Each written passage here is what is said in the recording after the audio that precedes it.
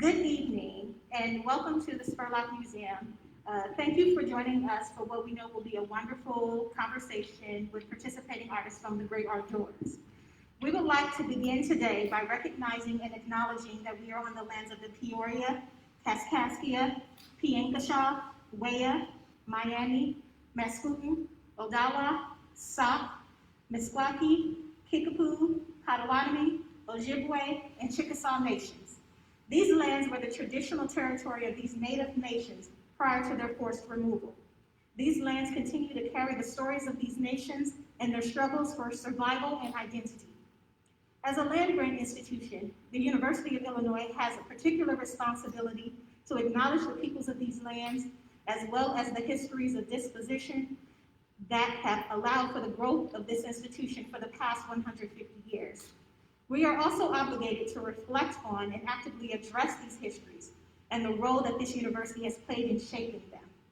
This acknowledgement and the centering of Native peoples is a start as we move forward for the next 150 years. It all started with an idea. Last year, Spurlock Museum Director Elizabeth Sutton had an idea to create an initiative in support of local arts and culture. At the time, the pandemic was raging.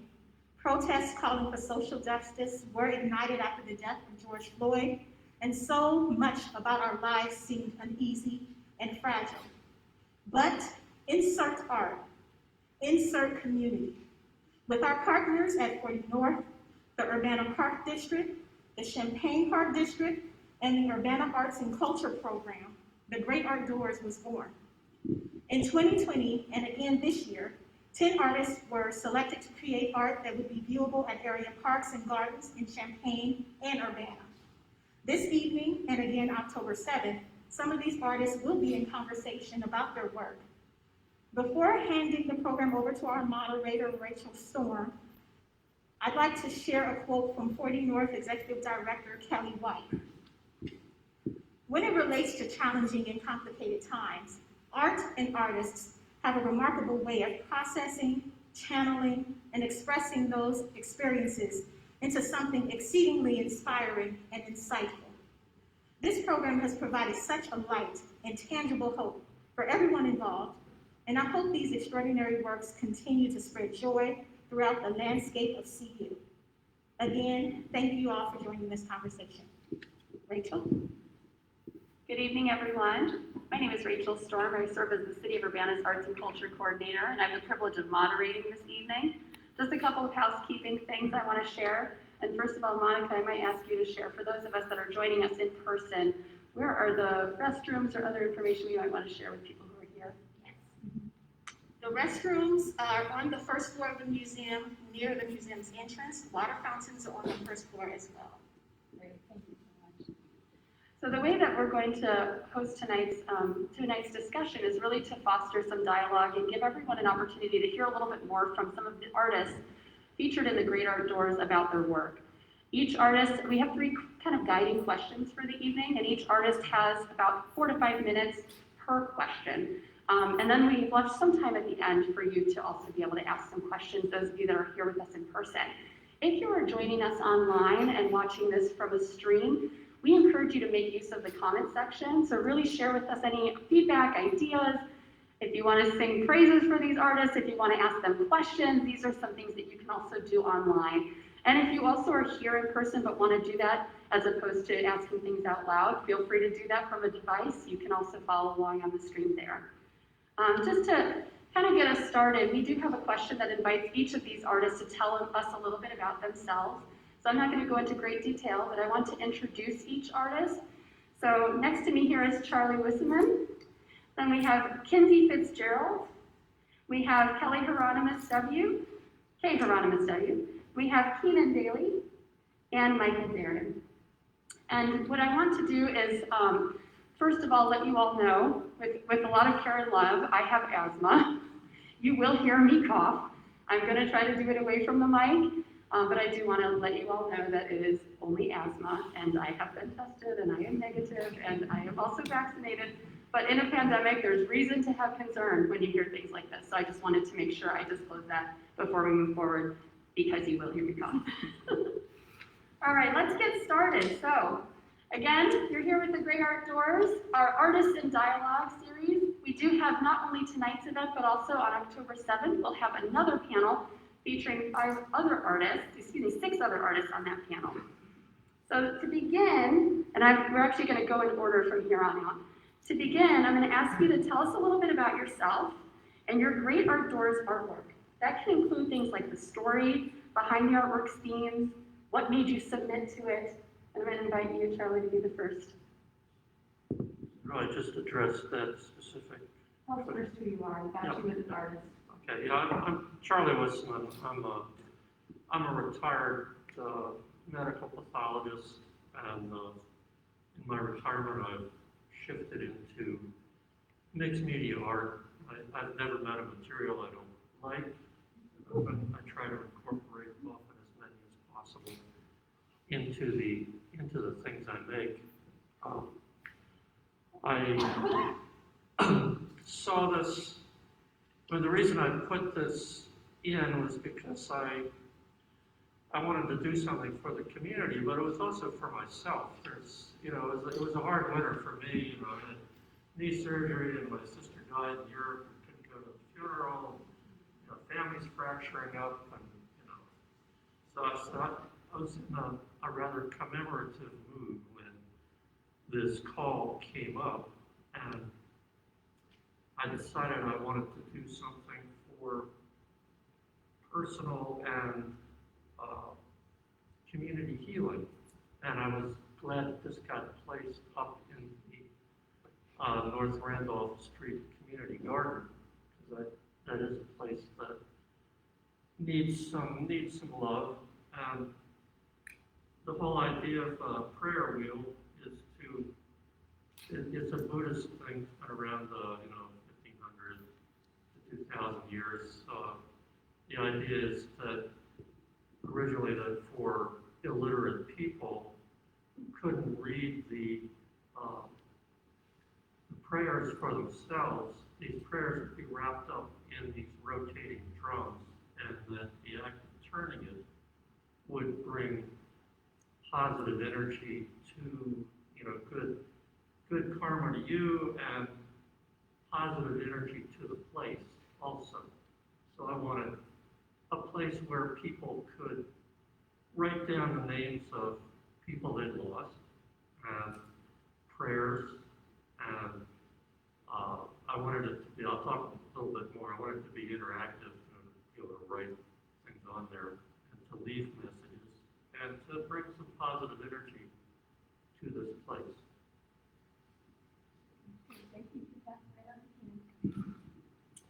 Hello, my name is Keenan Daly, and I am an Afrofuturist artist. What is it? The piece that I created is called Black Love in a White Obscurity. And I'm really happy with the way this piece came out. This piece kind of speaks to me about double-mindedness when it comes to being Black and Afrocentric in Eurocentric environments. That's something that I really wanted to represent with this piece. The two bodies that are present in the piece kind of represent a stone prison. This beautiful stone prison is just created by crystallized layers of culture that's been pressed down onto the skin of these two individuals. For me, I really wanted to just dive into this lost sense of identity and this lost sense of self that is often felt when it comes to double-mindedness, when it comes to being in Eurocentrically dominated spaces. And that's something that's incredibly important for me as an Afrofuturist. As an Afrofuturist, I particularly imagine Black utopias. That's something that has always been present in my work, and present in the representation that I want to show. So that's a little bit about this piece. I talk a little fast, and I want to speed through. But yeah, that's just where my head was at when I was creating this piece. Hi.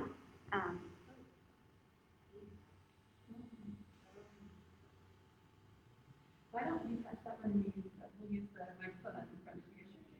Press that one.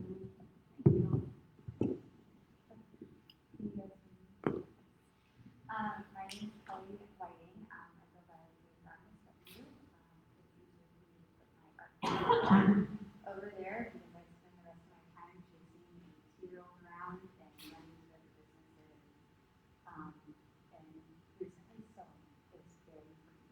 The piece I did, oh, sorry. The piece I did for this program, it was called Pods Number 7. This is nothing like the rest of my work. The rest of the work I do is all burial born. And it's looking down on cities and fields and just the lives and years and everything that happens. It's very straightforward, but stories are behind everything. This piece was born during the pandemic, the beginning of our quarantining, with each pod representing a family and the people you were with during quarantine. And I will say that quarantine and early motherhood are very similar. So this probably flew out of me a lot faster than, so the idea is like each pod represents a family or a group of people that have been quarantined together. I was very lucky to be quarantined with a group of women that I work with, and then obviously the people that I had at home. But the people, as everyone kind of grouped together, it was very obvious that these pods were being born. And as the months went by and now years, things would start to overlap, whether you had a birthday or wanted to see your mom or drove across country to see your grandma, and then you would separate again to re-quarantine. So that's what this piece is about. It's about joining and coming apart, and joining and coming apart again. And I hope that soon we'll just be joining and not doing anymore.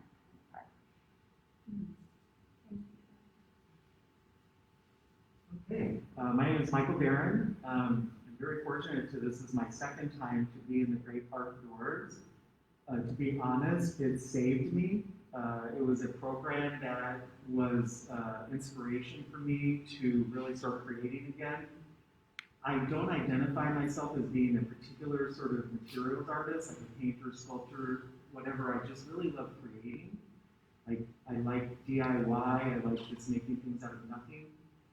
And it's how I kind of grew up. My grandma was born in the Depression, and she taught me a lot about making things out of nothing. Everything has use, and really valuing the things that you have around you. The piece that I made was based on color. I think the color has a really big and powerful impact on people, and they don't realize it. Also, this piece has to do with our past and our history. And so the idea in Japanese culture, I also actually work at Japan House as their coordinator. There's an idea in Japanese culture called kokoro, K-O-K-O-R-O. And it's sort of your mind, heart, and your spirit. And our senseis or our teacher tell us that your kokoro can change every day, every minute, every second. And that you're like a rock rolling down a hill. And that sometimes that rock gets stuck on kokoro that might be happy. And sometimes it might be sad. And sometimes it's angry. And sometimes it's indecision. But you keep rolling and you keep growing down this hill. And so my idea was to take this hill and sort of go up with it. Could we go up instead of down? And so the idea is our past is mixed. All of us have things that we've done in our past, things that we are proud of, things that we're not proud of, mistakes we've made, perhaps hurting people or ourselves even being hurt. And these times can be reflected through color. And so perhaps maybe orange or red is bright and cheerful, or purple or black is kind of dark and dreary. And so the idea was we really need to look at our past to be able to understand our future. Our past is so important to us, and I think a lot of times as we look at our culture and are trying to figure out our place in the world, sometimes we deny those really hard times. And I think those times are the ones that make us. And I think that really that adds to our life. And so the idea of this sculpture, it's about 25 feet tall, by the way, so I always try to ground myself in some sort of technological or architectural way. I really have no clue going into this what I'm going to do. This piece was a vision, like most of my pieces. I just kind of think about the project or what I want to have out there. And so it was a work of art that was really exciting for me to bring to the Garden Hills community. I had no choice in that, but it is absolutely where my piece should be. And I really am happy with it, and as you can see in this picture, the community came out. It was super weird enough to like bring people out and say, what is this? And it provided some conversation. And so I hope to be involved in this again. I'm super honored to be among all of these wonderful artists here today. Thank you.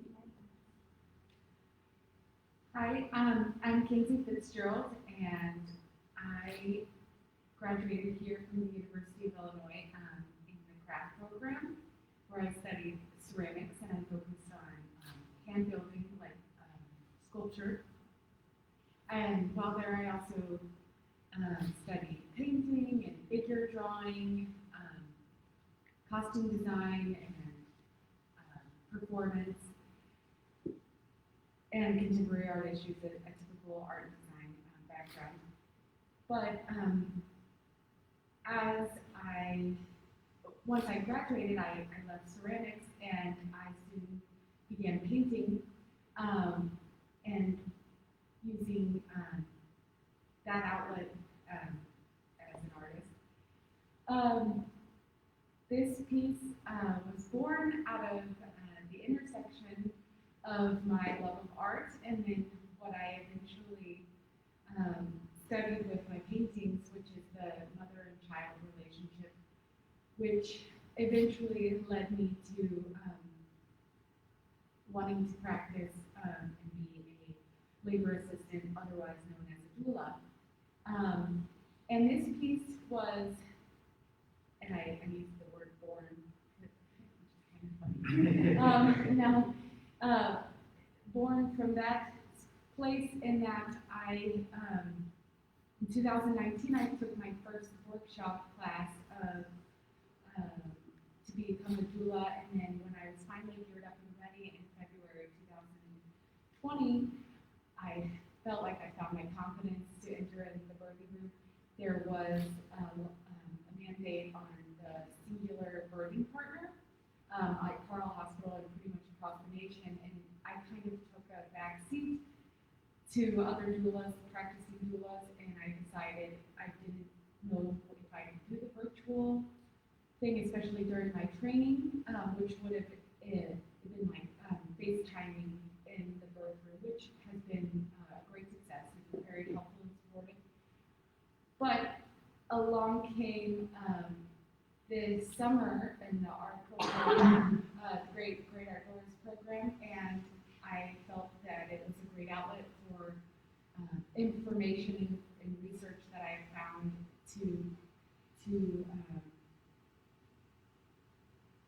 for me to use my talents and skills as an artist to speak on behalf of what I was learning in So pretty much it was inspired by some pretty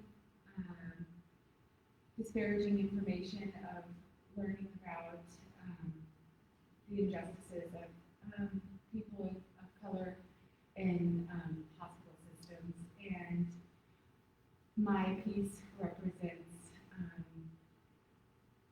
the women and children that are not necessarily thought of, and so as an artist, I used that power, and it was born of that. So, Thank you, Kenzie. It's not lost on me that you said born. yeah. And it's also not lost on me that Kelly said it flew out of me. And I associate Kelly with drawing aerial, all kinds of aerial works from the sky. So just amused at all of you, and of course in awe of this work. It's really phenomenal. And we've been so honored to be able to include it in the Great ARTdoors. One thing that I love to ask artists is to tell me a little bit about the creative process. So I'm going to now ask each of these artists to share with you a little bit about their artistic process. And they can answer that generally. You can answer that generally, or you can answer it specifically to this piece that you created here. And to tell us a little bit about how you made it. You talked to us a little bit about the inspiration, but I want to hear a little bit about the ins and outs into the actual creation process. I'm going to pass it first to you, Charlie. Well, I realized that I had never made anything that had to survive in an unsupervised area for several months outdoors. So, you know, the prayer wheels generally, you know, in their native habitat are often set up in rows. But we had to attach everything to a central post. So I said, well, I'll put something on each side of each of the four sides, and that will also help with the fact that some of these are kind of heavy, and I didn't want it just falling over, so I tried to balance it out a bit. And so I had six modules. The tall orange one is a chimney flue that I got at Menards. I can write on chalk. I left chalk there.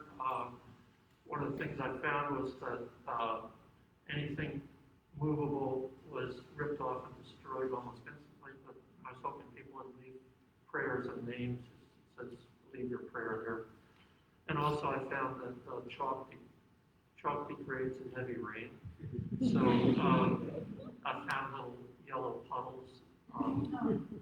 And so you can write a prayer in chalk. There's another place where you can write in pencil. The pencil didn't survive. There's another place, there's the blue box is where you can leave a little written message if you want it to be private. The paper instantly disappeared. I took a yard sign, sort of a justice yard sign, and deconstructed it and rearranged it and sewed it. I realized that it had to be sturdy, so I had these double stick tape onto some Tyvek, and I said, no, I'm just going to peel this off. So I sewed each of those and sewed on all the way around. And that's held up pretty well. The wooden module has fragments of songs of hope and love that I like. I sing. I like to sing, and you can't sing right now, so and then parallel to those on the lighter strips, I put brands for Braille, all those in Braille, because I wanted anybody to be able to come up and experience this.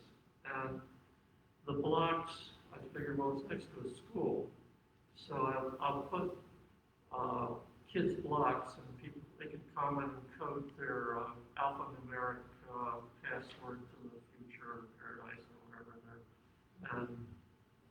And then there's a module that has words and symbols, supposed to be all denominations and dualities of human existence. So that's what I tried to do, and it's still, I haven't checked it this week, but it's still there.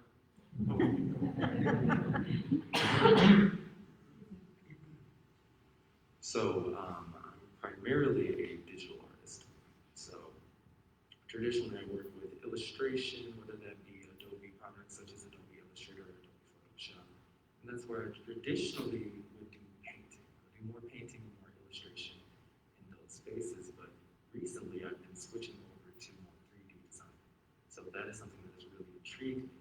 And this piece was particularly designed in 3D. It was designed in the 3D space, as opposed to a 2D flat painting or graphic tablet sort of situation. So designing this piece in 3D was really a blast. I really enjoyed it. I was able to play with different materials and play with the different textures and actually figure out how I wanted the skin to be, how I wanted the metal / stone to like look and kind of feel. Try to represent the texture in a more specific capacity. So I really enjoyed that. So when I first was working with the space itself and we were going to print, right? Sort of moving from digital to print, it was going to be in 3 pieces and rotated around the kiosk. So that was super exciting because it also doubled down on my, my concept of double-mindedness, but also the fragmentation of identity. So how I kind of tend to look at it is, we as people go through trauma every day. We do. We go through trauma every day. We consecutively put on masks that are based on that trauma in order to protect ourselves. So this is kind of leaning towards a representation of the fragments that those masks can take, the ways in which we heal, the ways in which we get traumatized again, the ways in which we break a leg and we have it in a cast, it heals, but it doesn't heal correctly. So that was a really awesome thing that kind of came out of nowhere when it came to the space. It's not really something I planned for because I didn't know what it was going to be, but having it fragmented in these three ways was super awesome, super valuable to the message of the pieces. So I was really happy about that. Oh yeah.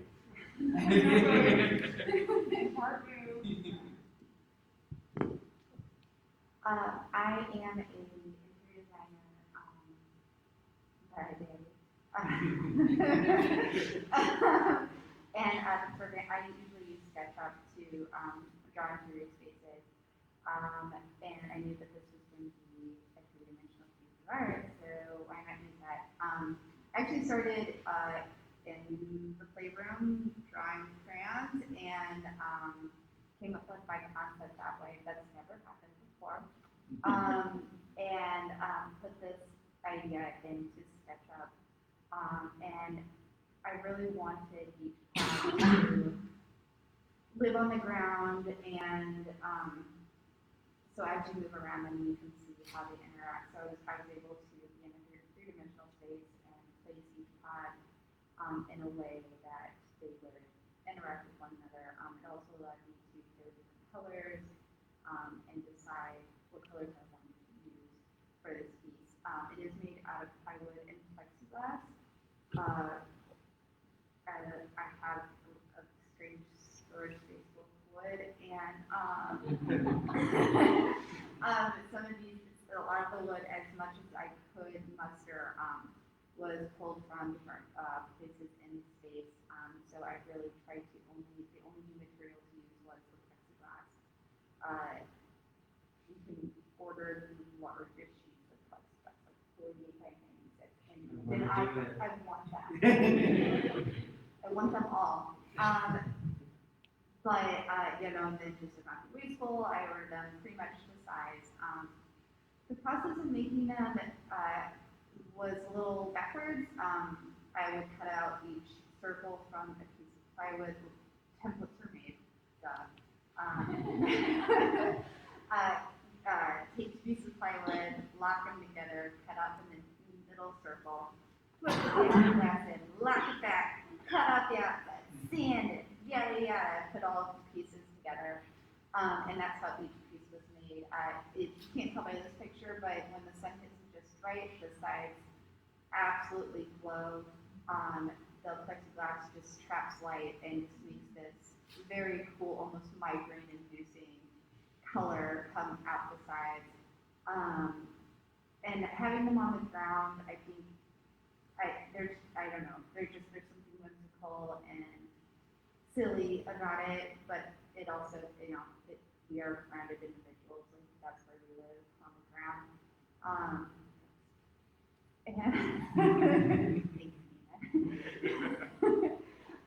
So yeah, I really enjoyed making it. It was a whole body experience, working with all the tools and moving things around the workshop and playing with them and sending Kelly White thousands of pictures as I was doing it. It was a fantastic process. Thank you, Kelly. And right before we go to you, Michael, I want to make one big comment, and that is that for folks who are following us along online, we do have some images here we're sharing, and we'll post those into the Facebook pages after the event so that you'll also be able to see those images again. And of course, all of these works are on display. But I also want to acknowledge the images were taken by our very own Kelly White from 40 North. And there's a tremendous and beautiful collection of photos of all of the Great ARTdoors sculptures that are right on the 40 North Facebook page as well, if you want to take a look at all of them and see the ones from the last cycle as well. Pass it to you, Michael. So, like I said, I had one piece in the last Great Outdoors, and so not that I was thinking that we would do it again, but I was definitely hopeful. My mom passed away in November, and so it's kind of been a somber time throughout winter. It's not my favorite time of the year anyway. And so I woke up in January one morning, and I literally just drew this. Got all my pencils out, all the colors I could find. I didn't want any stripe to be the same color. I wanted to really make it unique, and I drew pretty much to what I made. And in fact, that's what I presented to the board when they selected me. It was just a drawing. But I'm a super planner, and so once they said that I was selected, I was like, okay, now this has to work. And so I set out to make about a 6-foot tall, prototype. And so the base of my sculpture is PVC pipe, and it's the telescoping like a antenna on a car. Not that we have that anymore, but like in the 70s and the 80s, we had an antenna that came out of your car for the young kids. And that's kind of the thought. So I thought, how can I make this structural? How can I make it? So it starts out with a 6-inch PVC and goes up to about a 3/4 inch PVC bolted together. And then you have this sort of structure. I covered the whole thing with bubble wrap. And so starting at the top, at the end, which is the skinniest end, has the smallest little bubble wrap you can find. And then I graduated the bubble wrap down to the bottom, which is the biggest bubble wrap you can find, which is about this big around. And just to kind of give it some poof and some sort of softness to it. The entire thing was then covered in several layers of paper mache, which I used actual grout for your kitchen tile. And so it's a flexible grout, it's called Flex Seal. And so it's waterproof and it's flexible. And so those two things I knew I needed. And so I painted that onto each sort of piece of paper, just like you would any kind of paper mache. And then once that was completed, I wrapped the entire thing in flexible drywall tape, and like very meticulously, like it couldn't even overlap once. And then at the very end, I painted the entire structure with several coats of very good, high quality acrylic paint. And then the funnest part of it all, if that's a word, which is using clear epoxy. And it's deadly, and you have to have a lot of ventilation, you got to be outside. So this sculpture is about 25 feet tall. My neighbor actually, Kenzie here, she saw it kind of poop out my garage, and as I would build it. And so, of course, the spring weather did not cooperate, so I had to buy a tent. I was covering it in plastic. It was about a 4 to 6 week process of all of these, because everything had to dry in between each time. And then, luckily, thank you to the Champaign Park District, when I went to install, I had a plan to install it over the coast with myself and a couple other helpers, but luckily Kelly and the Park District in Champaign was able to come through, and they let me use one of their boom trucks, or one of their lift trucks. And so we had one of the guys that shows up, and he drives this truck for a living, no clue what he's getting himself into, he does, I don't know, electric or something, right? And so he shows up, I pull out this big, gigantic, long piece. He's like, what in the world? But by the end of it, it was almost like he gave birth to it, more than me. And it truly was impactful. And Kelly was there, and I know that it's more than me. And so that was the really fun part about it. It was like it took a sort of community to get it together. And in fact, the day that truck came, I think these young people on this picture came, and they were so curious about it, like, why here? And I said, well, because this is a park. And one of the girls said, you have a park? And I thought, wow, this is really why we're here, right? Because I think that, there's things in your area that you don't necessarily enjoy. And those areas, and just super happy. There have been, just like Charlie, I kind of constantly babysit, and I think some of the other artists, we babysit our pieces because we want to make sure they have good integrity. People mess with it. People love to mess with my art. Last quarter, when I did the Catapult Earth, the day I put it up, people were climbing on it and living it. But hey, it was interesting. It made an impact in their mind, and at some point, they had to get over that. So I do still babysit it, but it's held up pretty good. The clear epoxy resin has really been waterproof and fairly resilient to the weather. Thank you, Michael. You're welcome. Your work is so playful, that's why people, I think, are attracted to it. So So my piece is from the first round of Great ARTdoors, and now it's here. So I've been having to recollect my thoughts, especially with COVID, foggy brain. I was reviewing and remembering how this piece came to be, and I think it's the making process is really interwoven with the thinking process of it. So I think that it started when I was working as a preschool art teacher, and I was in discussion with one of my friends and colleagues, a fellow preschool teacher, and Adrienne, and she also has a PhD in art history, and we were talking about women artists that fit into the curriculum, and she brought up Elizabeth Catler, and I was like, I started looking at her work, I built the curriculum, and then I found myself drawing her sculptures, specifically one of her sculptures called Mother and Child. And I found myself drawing this because, as I mentioned before, once I graduated school, I started painting, and I worked on a series of Madonna and Child, and then that eventually went into drawing my friends with their babies and breastfeeding, and kind of doing paintings that were for Breastfeeding Awareness Week, and just exploring that relationship of mother and child more and more. So when I saw Elizabeth Catler's work, I was like, well, one, I can't believe I've never seen her work, and two,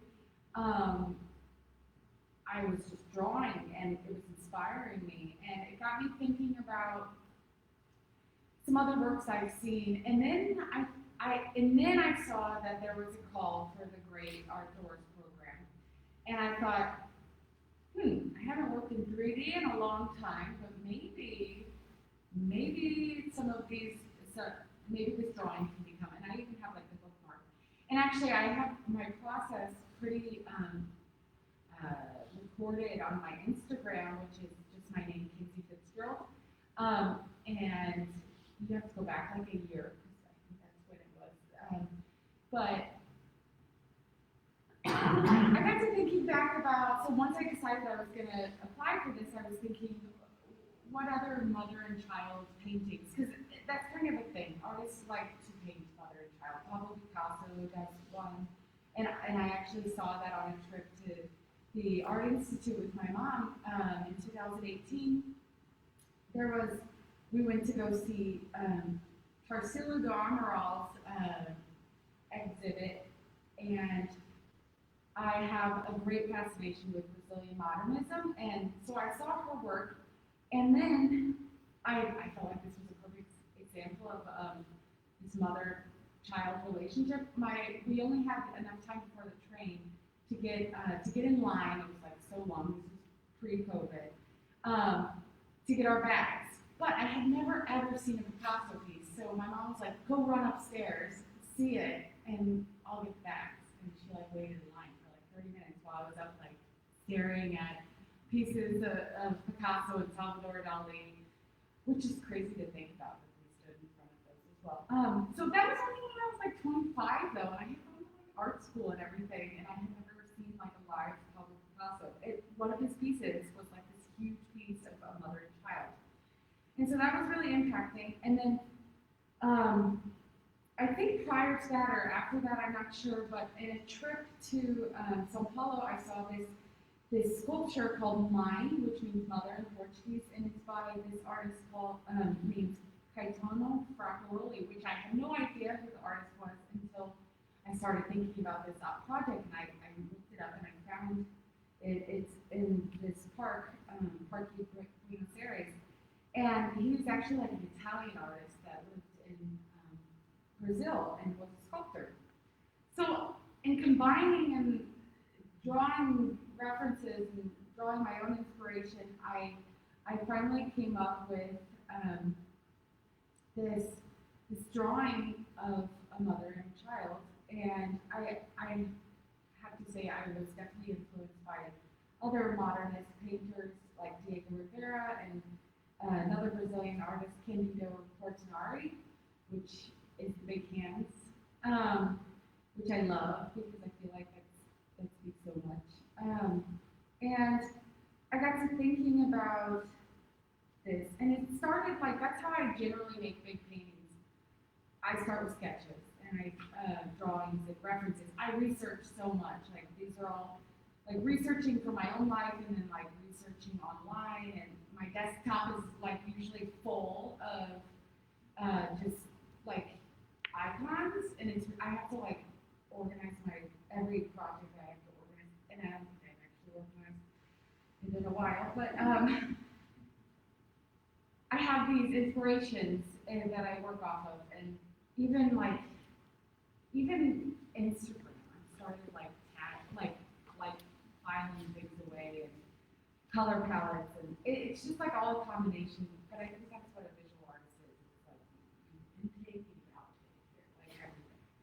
So while I was working on it, I decided that I could do this in 3D. And then I was like, wait, I study ceramics, but I don't have access to a studio.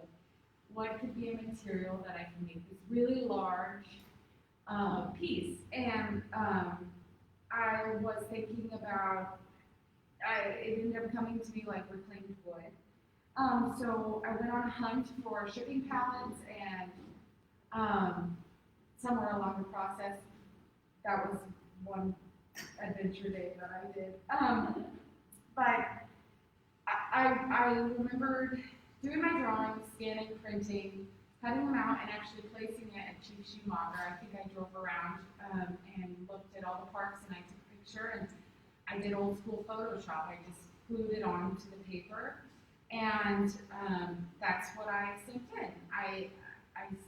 I also did another rendition of it looking like it was built with wood, so I think I just like squared off the edges and drew lines on the drawing. And I thought about the color palette. I wanted it to be kind of site-specific, and in looking at the pictures that I took of Chief Schumacher, I saw the shadows and the leaves, and I wanted her to look very much like her as the sculpture, as I wanted the sculpture to look like she lived there, and it was like a magical experience. So in thinking about that, I submitted it, and research continued. I ended up getting it, which was like beside myself, as it was so amazing. And I started thinking about this as like a monument. And then I started in looking for the sculpture in São Paulo. I learned about Monumento da Mãe Preta, which is another sculpture in São Paulo that I haven't seen in person, but it translates to the Monument of the Black Mother, and that is a reference to there is a known, this monument is in remembrance of enslaved women who had to give up care for their children in order to feed their enslaved owners, the human trafficking individuals, children.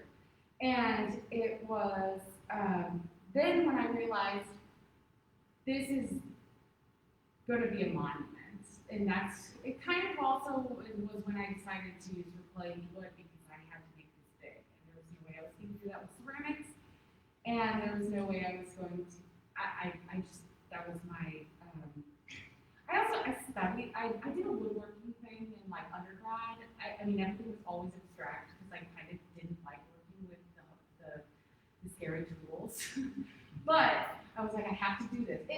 This whole process was like bigger than me.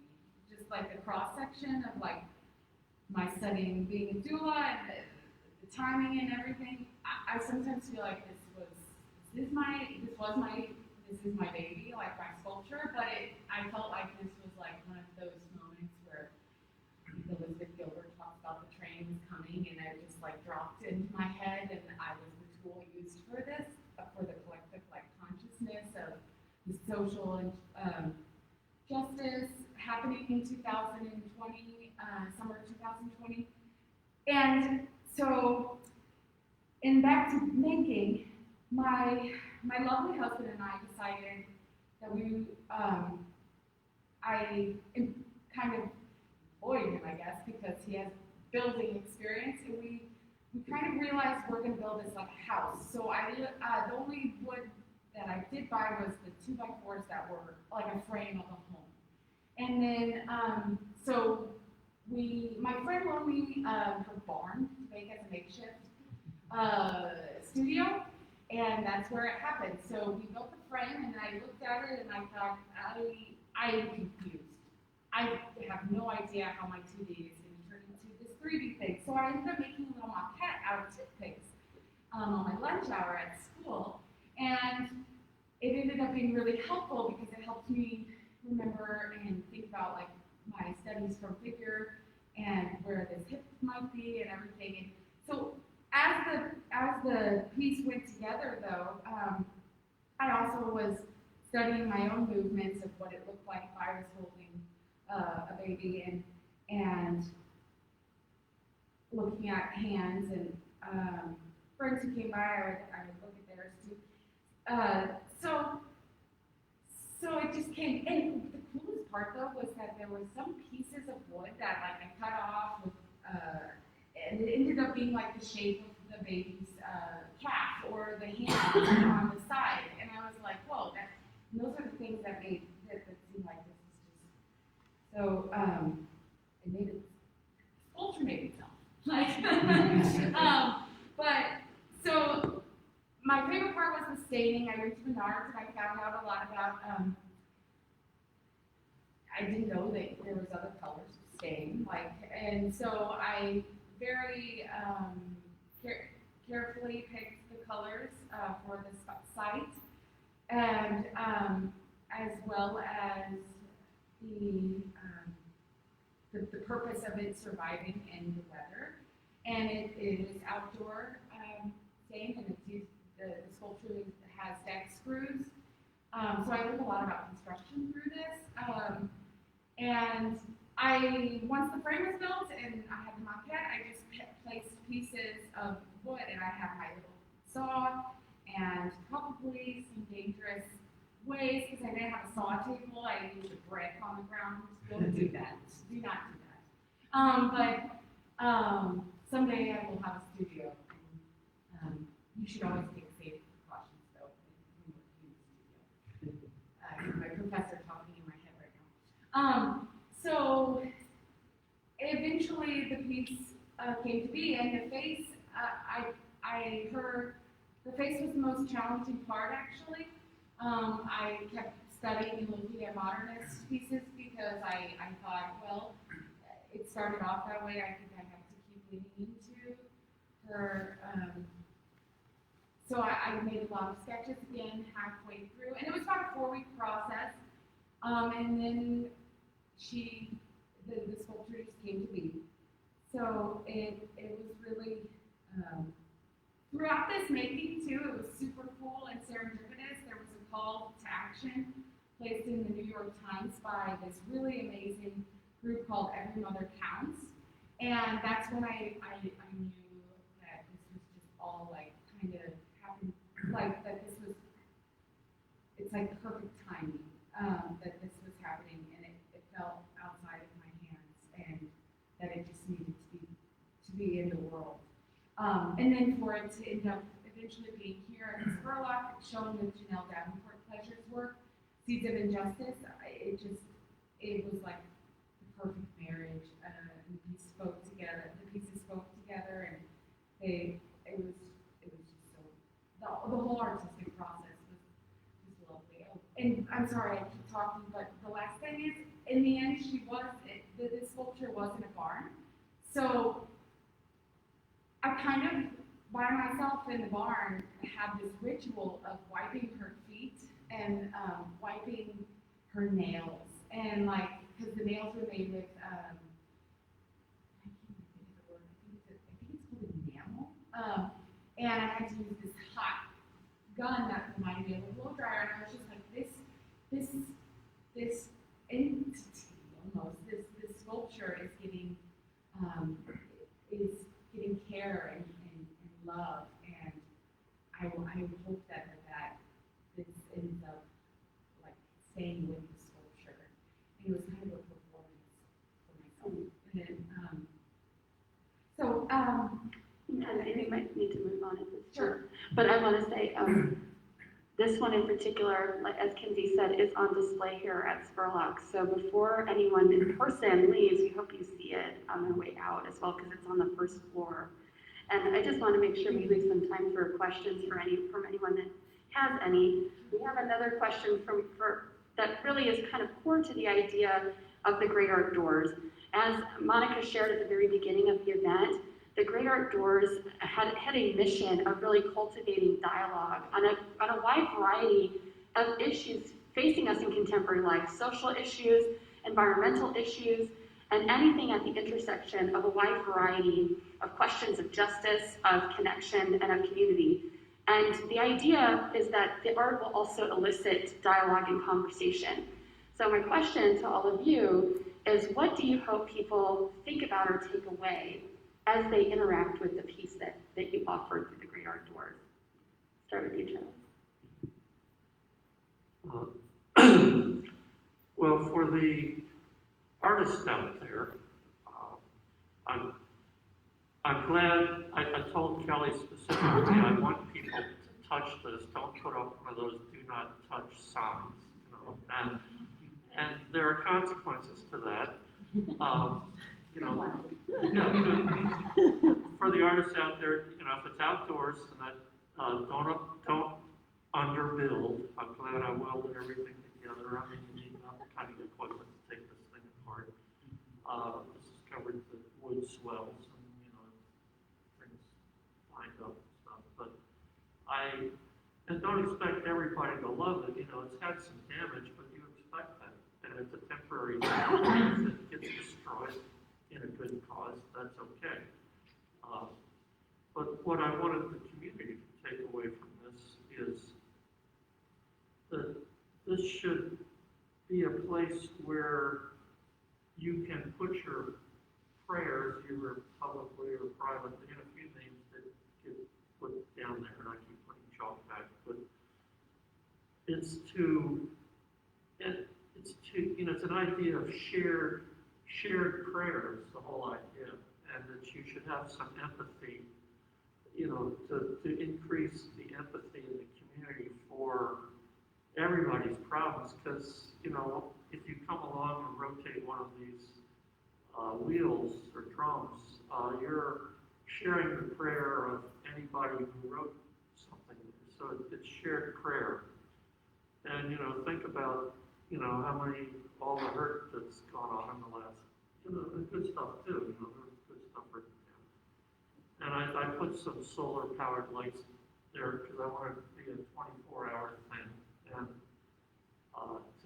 to bring some light, into the night too. So I hope people have generally respected it. I mean, it's not been spray painted or, hammer taken to it, but anything that could be removed was removed, and, so there's not as much writing on it as I had hoped, but maybe it'll have a second life someplace, more will get written on it. But, I hope the community up there has enjoyed it.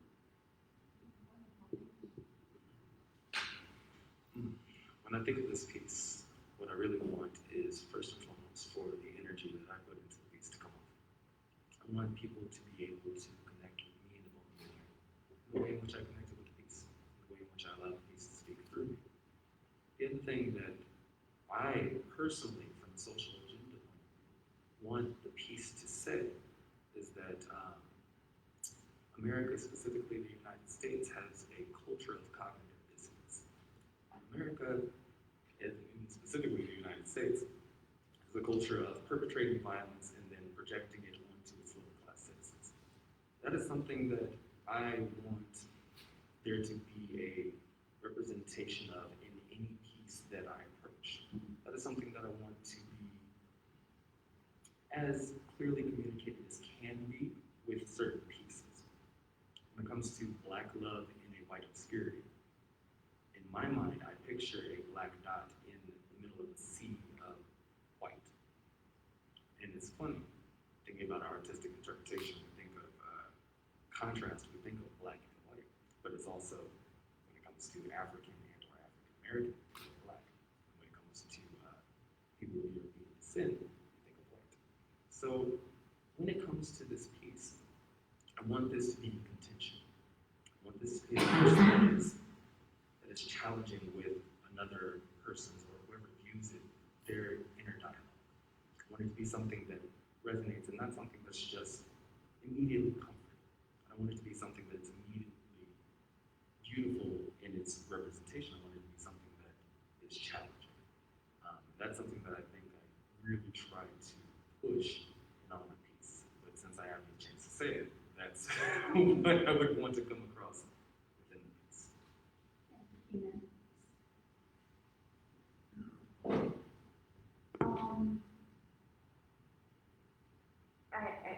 At the time when I was making this piece, we were pretty heavily still in quarantine and socially distancing ourselves from people.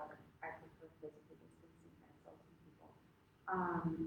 So at the time, I really wanted everyone to feel this, feel the isolation, which we all were, right? Like, we all felt isolated and disconnected from everyone, but also that we could still connect on basic things or FaceTime or whatever.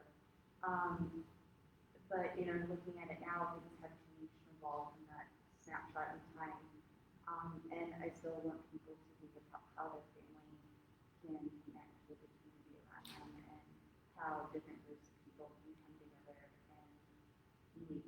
In this case, it's brilliant color orange, but also make something wonderful and good, and then separate and still be beautiful on their own. So yeah, I mean, honestly, it's the piece overall, outside of quarantine, is just the connection between people, and that's all that people think about when they do my piece. Thank you. So my piece is called Sprout. Sort of the idea is kind of the Jack and the Beanstalk, I guess. The idea that, if you put your intention anywhere, realistically, you can make a difference. And the idea of color in our casts, like I talked about before, I want anybody who looks at it to look at color and think about things in their life. Maybe they don't even know that it has to do with your past, but they know that it's an evolution of something growing. At the very top of it, there's a little leaf. At least there was a leaf a couple weeks ago. It might be blown off now, and it's not again. Anyway, the idea of it is that, that each of us has potential, no matter what our past is, no matter what we've done, no matter how we've grown up, the life we've been given. You don't get to choose your family or where you were born. That doesn't affect you for your whole life, but you have an opportunity, and that you can change at any moment. You're having a horrible time, and you have the opportunity to make it into something else, and that things don't have to last forever. In the first hope. And especially in the area where my sculpture is, I really was excited to see some color, and I really wanted to see some effort put into this area. And that for me has been really impactful, just to see that somebody invested and that 40 North, Spurlock, and the Park Districts have invested in these communities. I think that's huge, and that's really what I wanted to convey, that if we all invest in these communities, how great we can be together, regardless of our paths.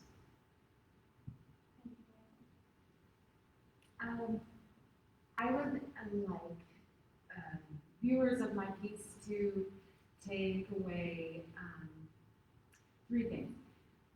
I would like them to be informed, first and foremost, for the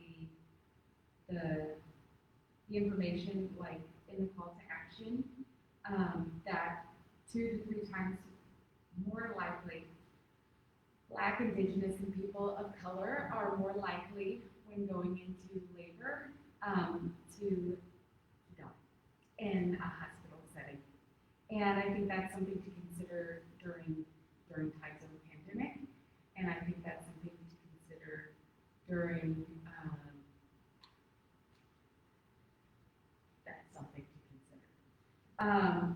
I think that it needs to change, and I think that it speaks for a lot. So I would also like, the second thing I would like people to take from the sculpture is I would like inspiration.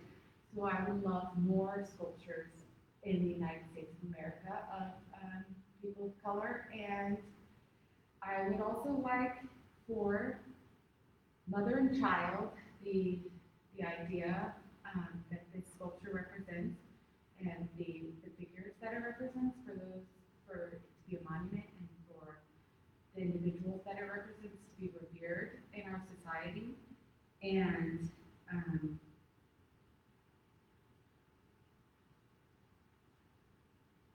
from child to adulthood, like speaking of seeds of injustice by, that important pleasure piece. Thank you. Thank you. I'm struck by all of these pieces, and I'll ask actually to go back to the last slide. I'm struck by all of these pieces for a number of reasons. I am acquainted with each of you here in different ways, and in my experience of your work, which has its own limits, I'm sure, these are all different pieces for you all to have made. They're somewhat of a new piece for you to have made, and represents working in many instances with new materials, having your work out in public in a different way. And I'm so struck by the use of color, the centering of diverse stories being told through these pieces, different calls to action, and different calls for closer community and connection. And that, for me, has been one of the most delightful things about seeing each of these in the parks and in the community gardens in which they reside. We want to leave some time for any questions that we have here. If you saw me grappling with my phone, it was to try to see any of the questions that were being posted in the live stream, and I am having the darndest time with the internet here on my phone. So I'll ask you, Monica, to let you know if there's anything in there, but let's begin with folks in the room.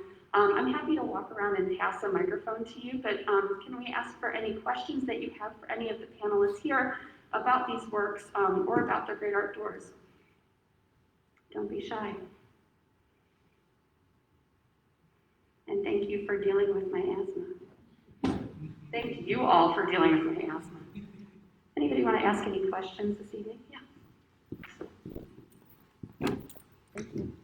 Charlie talked a little bit about some of the surprises of installing something outside and the effects of things like heavy rainstorms on your materials. So the rest of you had surprise experiences. And Michael talked a little bit about the challenges of the installation. But as you think back, doing something totally different with new materials, but an outside environment when you expect it to survive for several months?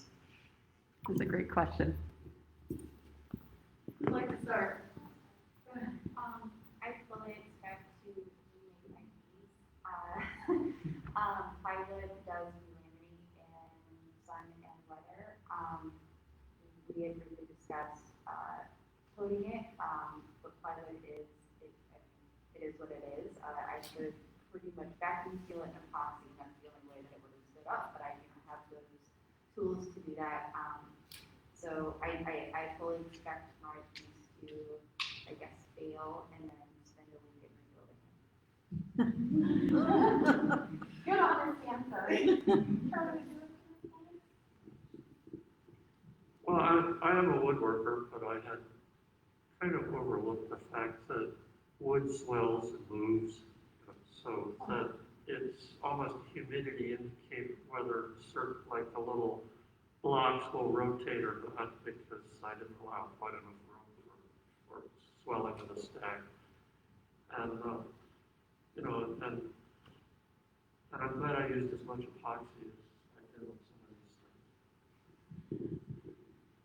things. And what I'm amused by too, by yours, Charlie, is you were saying that when people are writing in chalk that the rain will take it away, And I can't help but think about ritual in that way, like when we write things that are like on fire, throw them into the fire when we're done. That was something I forgot to mention. It was meant to be ephemeral. I knew that would wash away. So it's a way of letting go of things too. But the rate at which it washed away was somewhat faster than the rain. Well, and you keep that a second, because you reminded me too when you said earlier, I hope you all can hear me loud enough, but Charlie was saying, you can't sing right now. And you and I both sing in a community choir together. So I'm like, we can.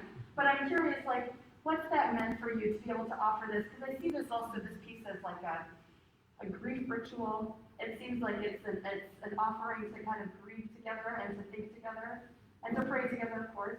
Well, yeah, it is a little bit of grief for all the stuff that's been lost, and that's not just people, but it's, like I love spending time in my shop making things, but there used to be other things going on too, singing and dancing and art stuff. It's coming back, but, so I put some songs in there.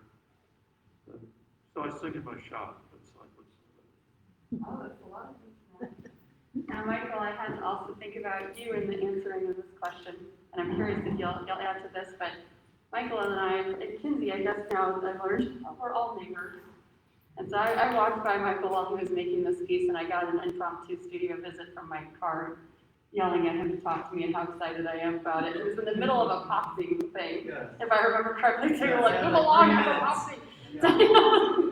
This cannot be stopped. It's curing.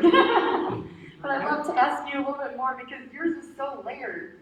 And obviously you were thinking about weatherization, but how's it gone for you? It's gone well. I mean, I kind of in a way wanted to weather, because I think that's like us. We weather a little bit in our lives, and I kind of like that.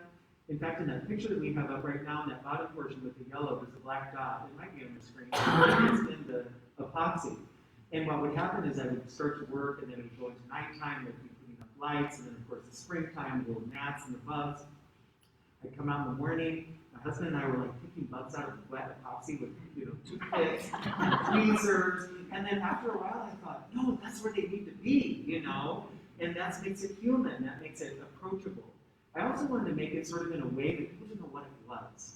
And so in a way, I wanted people to touch it, but then don't touch it too hard, right?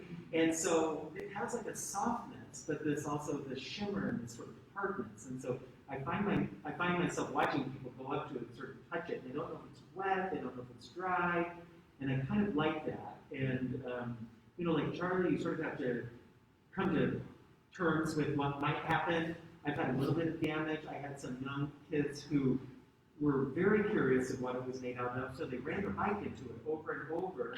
They told me this, by the way, until it broke a portion, and they were able to see it. And one of the boys said to me, "Well, it looks like a cast I had last summer."